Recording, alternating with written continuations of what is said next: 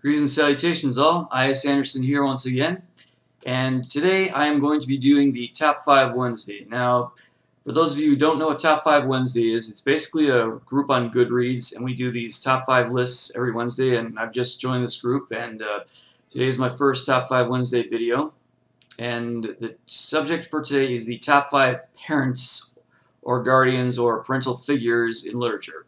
So that's pretty cool. So, let's get started with number 5. Number 5 is Ned Stark from the Song of Ice and Fire series. I chose Ned Stark because he is a parent who chooses to raise his children in a specific way, namely in the ways of honor and loyalty and justice and all that stuff, in a realm where that's really not a good thing to teach your kids, as later on he finds out, well, he finds out too late, but despite, the bad stuff and despite how corrupted the kingdom is, he still teaches his children to be fair, be just, and if you're going to pass a sentence, then you pass the sentence yourself, and only a coward has somebody else chop the guy's head off when, you were the one. If you make a decision to punish somebody, you have to do it yourself and be brave that way. And eventually this does, like I said, this does lead to Ned's downfall and his children's downfall too, because it's really their honor turns out to be their weakness in the end. But still, I think it's admirable that you teach your children that when everybody else pretty much doesn't. So, yeah, that's why Ned Stark is number 5 on the list as opposed to a bit higher, because, while his teachings are good, they still kind of lead to his downfall. But still, Ned Stark is number 5. Number 4 is Marie Snow from the Crank series.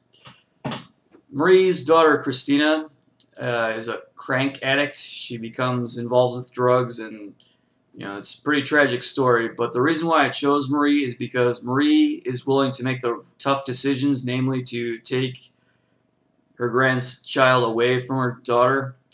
And that sounds like a cruel thing to do, but really it is in the best interest of the child, and it's really in the best interest of her daughter as well, because her daughter has to learn that there are consequences to her actions, and that she can't, raise a child while being under the influence of drugs constantly, namely crank.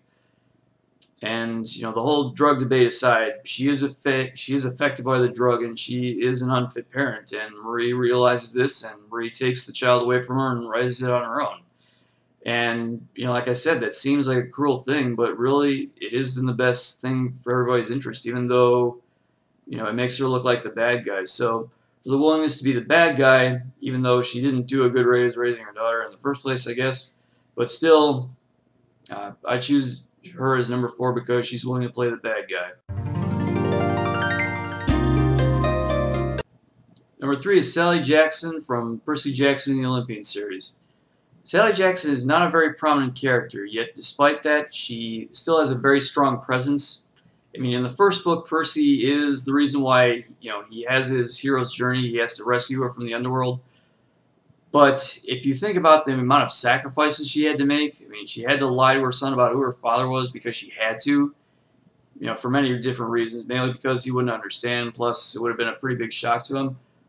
But really, she stayed with Gabe that whole time, a really smelly, obnoxious guy, just to keep Percy safe. I mean, she definitely is somebody who puts the welfare of her child above, her own feelings.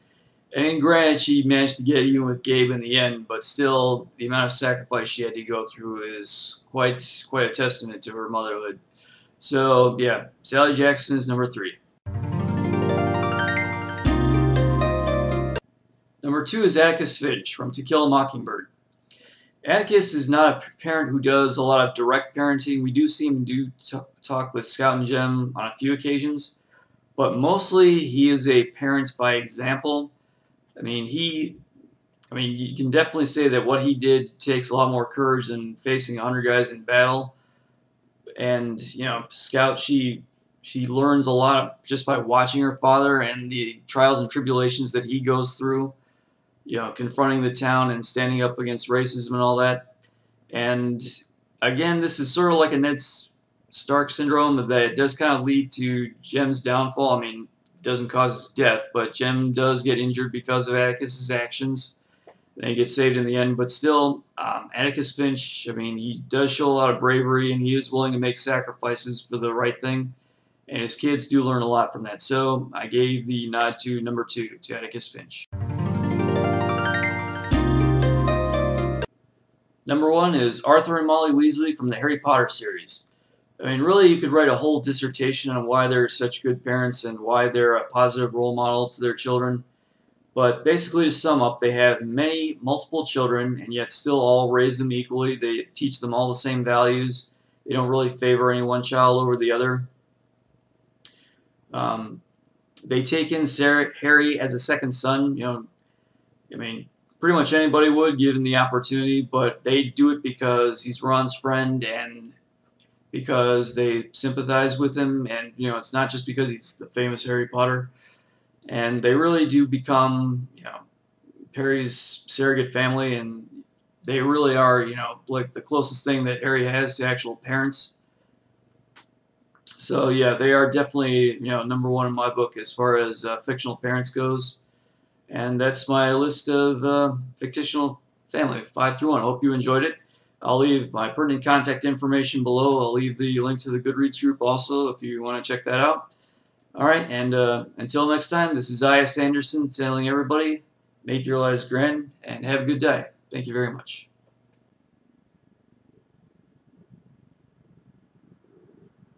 And remember, kids, only you can prevent forest fires. That seems like a lot of pressure to put on a bunch of kids.